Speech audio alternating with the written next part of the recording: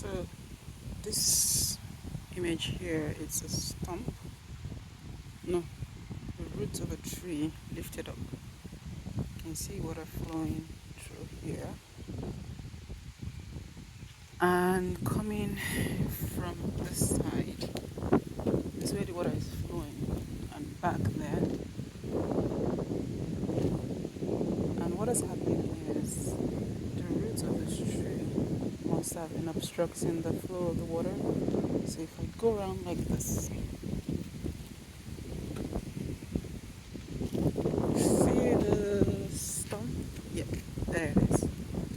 That's the trunk all the way there. And there's another stream flowing over there. Two streams parallel, sort of. And then you come back and see how it's obstructing the flow of water. And there.